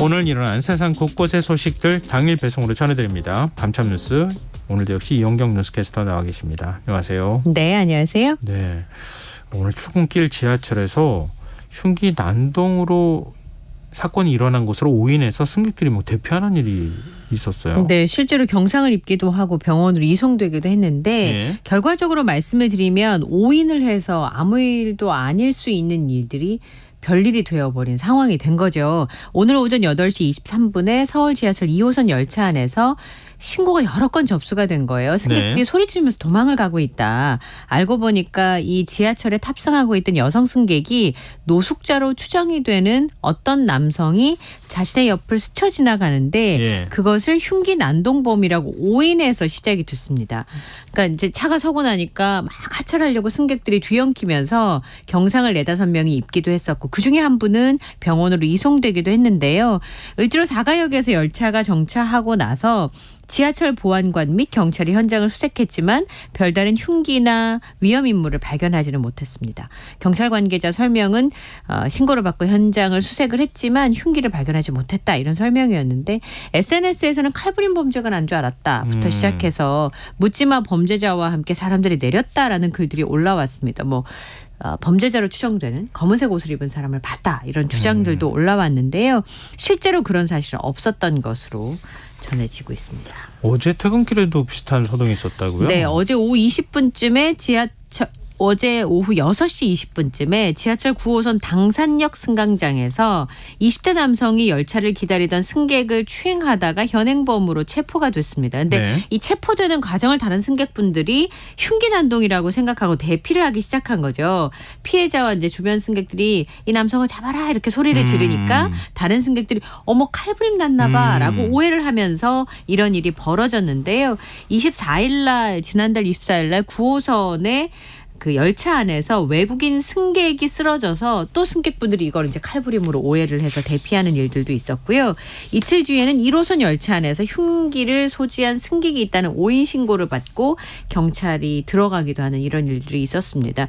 그러니까 실제로 만약에 이런 정말 뭐라 그럴까요? 굉장히 비상한 상황이 발생했을 때 네. 비상 상황이 발생했을 때 또 타 지하철이라는 스마트폰 애플리케이션이 있어요. 또 타 지하철요? 네, 또 타 지하철. 이게 이제 앱의 이름인데요. 예. 긴급 민원을 쓸 수 있고요. 제가 한번 해본 적이 있었는데 지하철 안에서 어떤 일이 발생을 해서 예. 이렇게 막 소리를 지르는 것 이런 것들도 여러 사람에게 전파를 하는데 도움이 되겠습니다.만 그 문자 번호가요 지하철 앉은 좌석 위에 써 있어요. 네. 그 문자로 제가 한번 신고를 한 일이 있었는데 네. 진짜 빨리 출동하세요. 그러니까 막 우왕좌왕에 소리 질러서 지금 사실은 대한민국이 다 긴장하고 있는 느낌이에요. 그래서 오인해서 이런 사고가 발생해서 사실은 아무 일 그냥 지나간 건데 오인해서 부상자가 발생했잖아요. 그러니까 이런 경우에는 더 큰 피해를 막기 위해서 실제로 지하철 안에서 긴급한 상황이 발생했다 그러면 역사 내에 비상호출 장치도 있고 예. 스마트폰이나 전화를 통해서 직원한테 상황을 알려서 도움을 받으실 수 있으니까 평소에 좀 숙지를 해두시는 게 좋을 것 같아요. 예를 들면 누가 추행을 하는 모습을 네. 봤다 그러면 또타 지하철 앱을 앱이나 통해 이런 데서 신고를 이렇게 네. 하면 조용히 그러니까 막 소동이 벌어지지 않는 상태에서 네.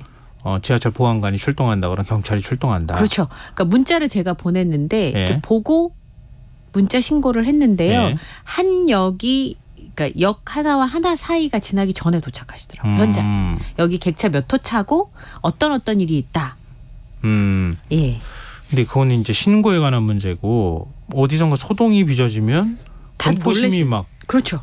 작동을 해서 그래서 막 대피하는 과정에서 눈에 보이지도 않는데 멀리 있거나 아니면은 차량도 다르고 이런데도 불구하고 막 승객들이 대피하는 과정에서 다치거나 이런 일들이 벌어진다는 거잖아요. 이게 출퇴근 시간이잖아요. 예. 그러니까 사람이 많으니까 더더구나 이제 전파되는 속도가 빠르고 또 내리거나 탈 때 더 혼잡할 수 있죠.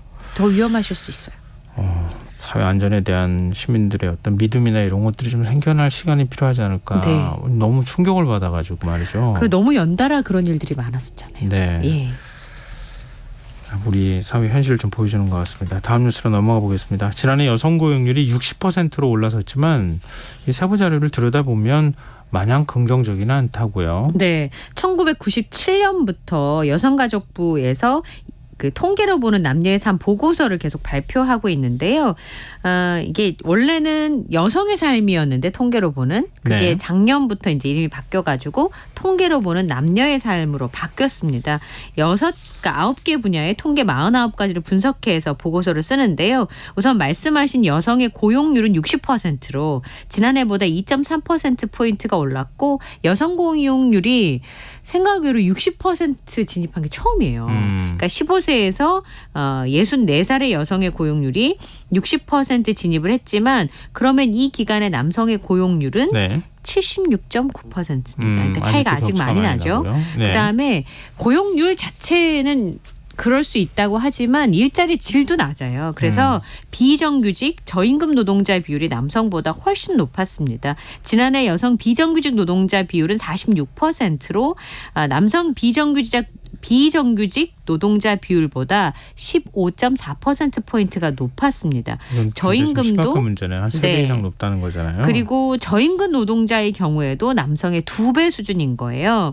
여성 노동자의 시간당 임금은 평균을 내보면 18,113원인데 남성의 경우에는 25,866원입니다. 같은 시간 일을 해도 여성이 남성보다 70%만 받는다는 건데요.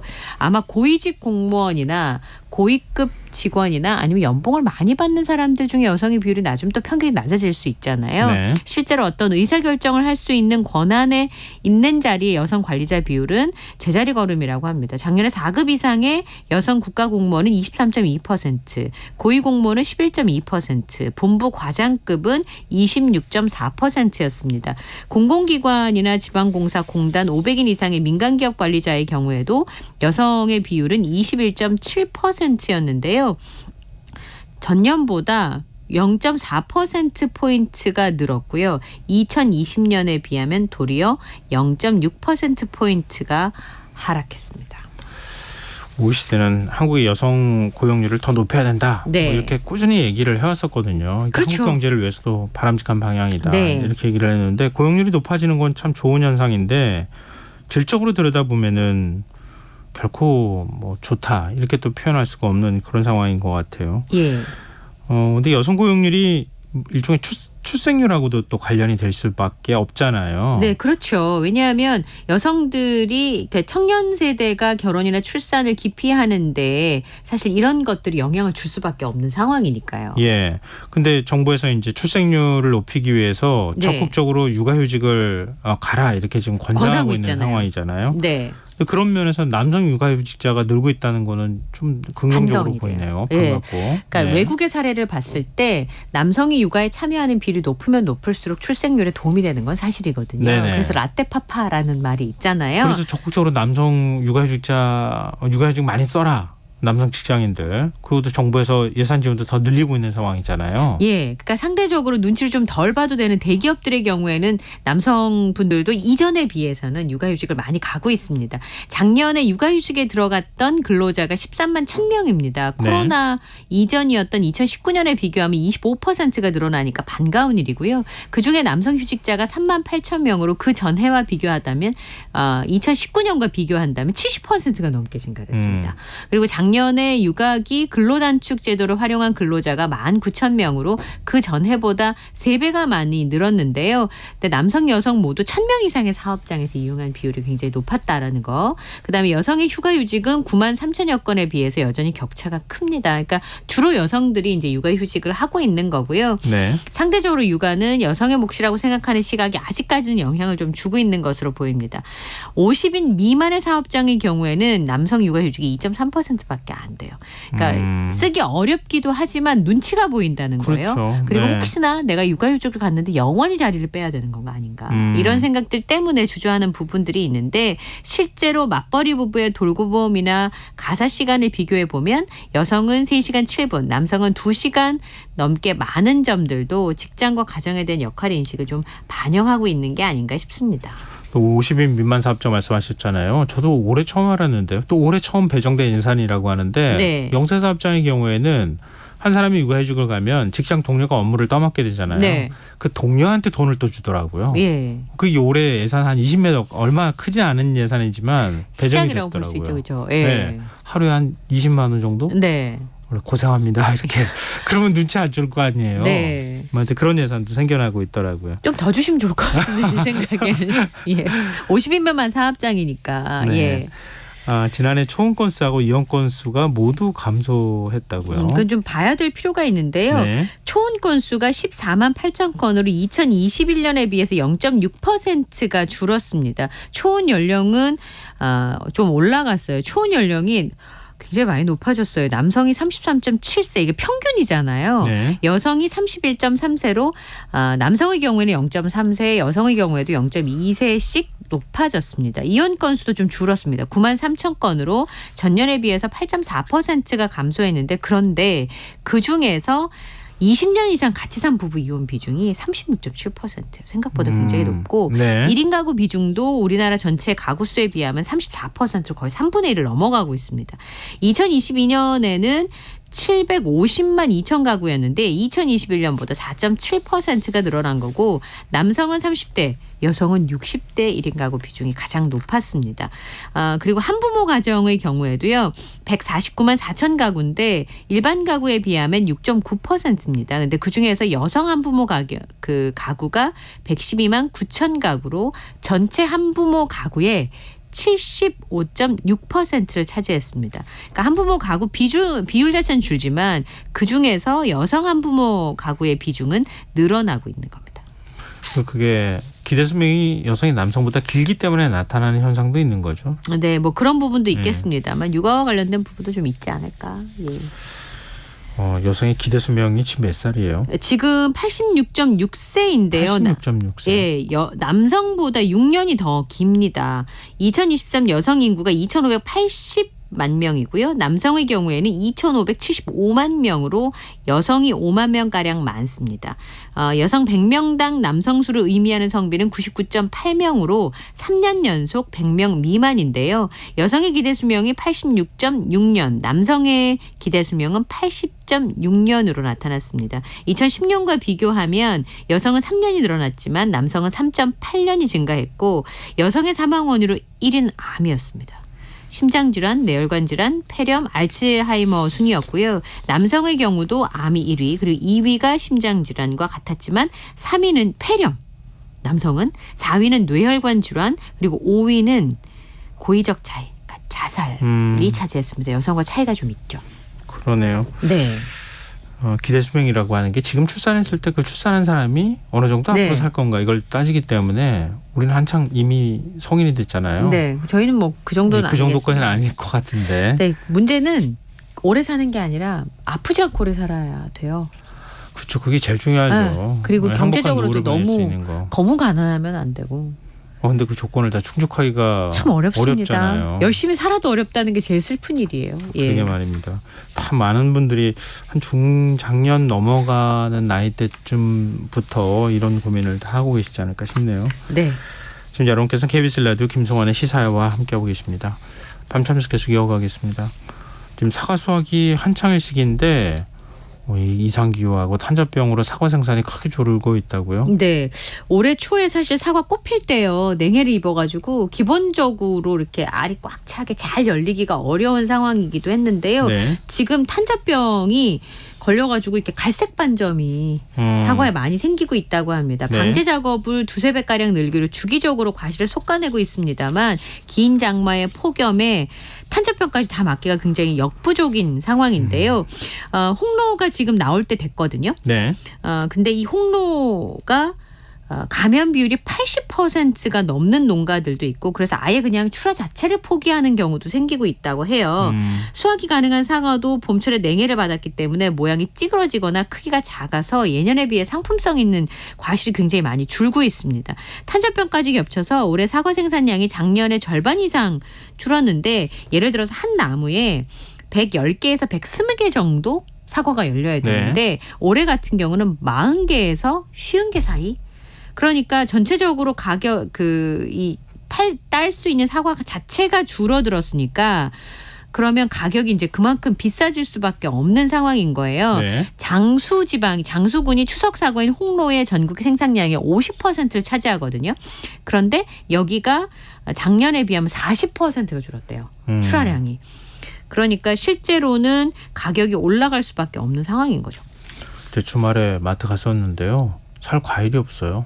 우리 여름에는 기껏 포도 정도밖에 포도도 많지도 않더라고요. 근데 여름에는 수박을 못 먹고요. 네. 가을엔 사과도 별로 안 보여요. 그러니까요. 평상시 같으면 막 잔뜩 쌓아놓고 팔고 그렇죠. 이렇게 할 텐데 그런 분위기가 없어져 버리더라고요. 예. 지금 얼마나 비싸졌길래 그래요? 앞으로 더 오를 건데요. 9월에도 사과, 배 다 합쳐서 대부분의 과일이 많이 오를 것이다. 이런 보고서를 내놨습니다. 도매 가격만 볼게요. 네. 사과 홍로 10kg짜리 도매 가격이 7만 원대예요. 그러니까 7만 원, 7만 4천 원인데 예. 1년 전에 비해서 그러니까 1년 전 가격이 그럼 도매 가격이 얼마냐 놀라시면 안 됩니다. 28,000원이었어요. 와. 그러니까 도매 가격이 지금 2-3배가 오른 상황인 거예요. 예. 배도요. 신고배 15kg 가격이 51,000원에서 5,000원, 그러니까 51,000원에서 55,000원 정도였는데 작년에 이게 32,000원이었어요. 네. 그러니까 작년 올해 거의 2배 가까이 올랐다고 보시면 되겠습니다. 거기다가 지금 말씀하신 사실 포도나 샤인머스켓 이런 것들도 제법 가격이 많이 올랐고 복숭아 가격도 굉장히 많이 올랐습니다. 복숭아 가격의 경우에도 지금 가격을 보면 황도 4kg의 9월 가격이 지난해 같은 기간에 비해서 40%에서 60% 정도 올라서 28,000원에서 32,000원에 거래되고 있고요. 그 개당 식자재 가격 송로사과 한 개가 네. 5,000원에 팔리는 데도 있어요. 그러니까 너무 많이 올랐죠. 참. 그리고 또 비도 많이 내려가지고 그러니까. 과일 맛도 예전만 예년 같지 못하고. 예, 예년 홍로가 이 같지 않아요. 새콤하고 딱딱해야 맛있는데. 지금 이 추석 찰상 어떡해요? 그러니까 비자발적으로 조촐하게 차릴 수밖에 없을 것 같아요. 안 오는 게 없잖아요. 예. 지금. 조상님도 좀 이해를 해주시지 않을까 싶은데요. 작년에 추석 사례상 비용이 평균 이 30만 원 정도였거든요. 네. 그런데 전통시장은 27만 1,932원, 대형마트는 36만 2,352원이었는데 올해는 요거보다 많이 쓰셔야 된다는 거죠. 최소 지금 과일 가격만 해도 50%에서 거의 3배 가까이 올랐기 때문에 네. 최소한 거기서 그 들어가는 비율을 계산해 보면 이거보다 훨씬 더 많이 오를 수밖에 없는 상황인 거예요. 그래서 이제 추석 기간 동안에 원래도 물가가 좀 오르잖아요. 많이 네네. 쓰니까. 그쵸. 그런데 기본적으로 지금 가격이 오른 상황이기 때문에 정부에서는 성수품 가격을 좀 낮추기 위해서 예비비를 비롯해서 예산을 지금 투입해서 할인 행사를 진행할 예정인데요. 제가 보니까 정부에서 일시적으로 공급 물량을 좀 많이 확대를 하고요. 농축산물 할인 쿠폰을 뿌리게 되는데 이번에 보니까 예비비 800억 원 그리고 예. 연말까지는 총 1,440억 원을 투입해서 할인 행사를 확대한다고 합니다. 작년보다는 좀 싸게 살 수 있도록 하겠다라고 하는 게 전체적인 목표인데요. 670억 원 정도 할인 판매를 유지하고 물량도 한 16만 톤 정도 공급을 할 예정이라서 지금 정부 목표는 작년보다 5% 정도 저렴하게 성수품을 살 수 있도록 하겠다라는 너무 많이 건데. 올라가지고 작년하고 비교해서 5% 저렴하게 살 수 있을까요? 네. 쉽지는 않을 것 같은데 또 뭐 저도 체감하고 있지만 기름 넣으러 갈 때마다 그쵸. 가격이 올라가고 있어요. 예. 지금 국제유가가 연중 최고치를 급등하면서 우선 귀성길에 기름 많이 넣어야 되잖아요. 예. 거기 이제 들어가는 비용이 높아질 수밖에 없는데요. 전국 평균 휘발유 가격이 지난 설보다는 15% 이상 올랐어요. 그러니까 1,800원 선 리터당. 맞아요. 예, 그 정도 예. 감안을 하셔야 될 것 같고요. 지금 우선 석유 수출국기구 오펙하고 러시아의 경우에 그 같이 오펙 플러스라고 해서 합의체를 하고 있잖아요. 의도적으로 공급을 줄이고 있습니다. 그동안 유가 가격이 어느 정도 좀 안정이 됐었는데 맞아요. 전쟁 이후에도. 예. 근데 사우디가 지금 하루에 100만 배럴 이상 자발적 감산을 한다 그러거든요. 연말까지 그것도 연장을 한다 그러면 러시아도 우리도 그렇게 할게. 지금 이런 상황이기 때문에 국제유가가 오를 수밖에 없는 상황이에요. 국제유가의 상승분이 뭐 시차를 두고 우리나라 석유 제품의 가격에 반영이 되는 상황인데 추석을 앞두고 전국의 주유소 평균 휘발유 가격은 리터당 1,751원. 경유는 리터당 1,642원인데 이게 곧 1,800원 그리고 경유 같은 경우는 1,700원이 넘어설 가능성이 있습니다. 이것만 오르나요? 그게 아니잖아요. 유가가 오르면 다 오르잖아요. 그렇죠. 뭐 기름값이 근원 물가에 해당이 되니까 네. 기름값 오르면 뭐 기름 쓰는 데는 다 가격을 올릴 수밖에 없는 상황이 되는 거잖아요. 네. 그리고 러시아와 우크라이나 전쟁 때문에 우크라이나의 곡물 수출 그 요충지를 공격하면서 곡물 가격, 석을탄 가격도 지금 맞아요, 불안한 맞아요. 상황이잖아요. 예, 예. 그러니까 유가만 오르는 것이 아니라 전 세계적으로 지금 물가가 상승할 가능성. 그러니까 코로나 때는 통화량이 많이 풀려서 가격이 좀 올랐다. 공급 이슈가 있었다라고 한다면 지금 그 외적인 요인들 이거 우리가 어떻게 할 수 없는 거거든요. 이거 내려가기 쉽지 않을 것 같아서 네. 걱정이네요. 자, 다음 수로 넘어가 보겠습니다. 코로나19 피롤라 변이 확진자가 국내에서 처음으로 확인됐어요. 네. 피롤라 변이를 BA 2.86이라고 부르는데 예. 우리나라에서 처음 발견된 확진자가 45살 남성이고 증상이 심각하지는 않은데요. 근데 국외 여행 이력이 없다는 거예요. 그럼 국내에서 감염이 됐다는 건데 네. 지금 같이 살고 있는 분이나 직장 동료 같은 경우는 추가 확진 사례가 없는 상황입니다. 오미크론 변이 바이러스보다 스파이크 돌기가 34개가 더 많대요. 그러니까 그만큼 지금 쓰고 있는 뭐 백신. 치료제라든지 네. 백신이 안 들을 가능성이 있고 그만큼 변이가 커지니까 지금 이제 막을 수 있는 면역력이 적어지니까 훨씬 더 많이 감염될 가능성이 있는 상황인데 미국에서 나오는 얘기는 이 피롤라가 처음에 생각했던 것보다 그렇게 심각한 것은 아니다라고 하는 얘기들이 나오고 있는데요. 네. 실제로 중국 베이징대에서 연구한 결과에 따르면 오미크론 변이에 의해서 이제 예를 들어서 무력화하는 능력이 2배 이상 감소했다고 합니다. 테스트 초기에 해보니까 생각보다는 덜 위협적인데 아주 극단적인 상황은 아니다라고 하는 얘기들이 지금 미국에서도 나오고 있고요. 네. 오미크론 때보다는 확실히 좀 덜 무섭다라는 얘기들이 나오고 있습니다. 그리고 모더나에서는요. 최근에 지금 확산되고 있는 피롤라 변종에도 효과가 있다 백신이. 예, 이런 얘기가 나오고 있어요. 좀 무섭게 맞지는 않았으면 좋겠네요. 정말. 네. 교통카드를 찍지 않아도 개찰구를 통과하면 자동으로 요금이 결제되는 시스템이 도입됐다고요? 네. 하이패스 달고 이렇게 지나가시면 예. 저절로 결제되잖아요. 이제 예. 그렇게 된다고 생각하시면 돼요. 전 세계 최초로 결제가 되는 건데 지금은 이렇게 접촉을 해야지만 계산이 되잖아요. 교통카드가. 네. 그런데 그 옆에 이제 마련된 게이트에 오늘부터 서울 지하철 5위 신설선 12개 역에 도입되는 태그리스 시스템인데요. 스마트폰에다가 전용 앱을 설치를 하면 그 지나만 가면 결제가 자연스럽게 되는 거예요. 그러니까 개찰구 게이트 위에 안테나가 만들어져 있는데 그게 스마트폰의 신호를 읽어서 대지 않아도 자동 결제가 됩니다. 양손에 짐을 들었다. 혹은 휠체어를 타신다 하는 분들은 그냥 지나만 가면 되니까 훨씬 더 편리할 수가 있겠죠. 지갑 꺼내는 것도 일이에요. 예. 그런데 이제 그거를 다 꺼내가 또 어디 있는지 몰라가지고 찾고 이런 일들을 방지할 수 있는 좋은 방법이긴 합니다. 근데 아직 전체적으로 도입한 건 아니라. 네. 지금 근거리 무선통신 NFC 기능이 없는 애플 아이폰이나 저가형 휴대전화는 안 된다는 단점이 있고요. 추가적인 기술 보완을 해서 확대 도입을 검토할 예정입니다. 괜찮을 것 같아요. 괜찮을 것 같긴 한데. 잘 작동만 한다면. 그러게 말이에요. 전체적으로 도입하는 데까지는 좀 시간이 필요할 것 같습니다. 예. 네, 오늘 밤참수 여기까지 하겠습니다. 지금까지 이영경 뉴스캐스터와 함께했습니다. 고맙습니다. 감사합니다. 김성환의 시사회는 9월 한 달 동안 K컬처 특집 오디오 웹툰 드라마 공포의 외웅구담 편성 관계로 평소보다 조금 일찍 마무리하고 있는 중입니다.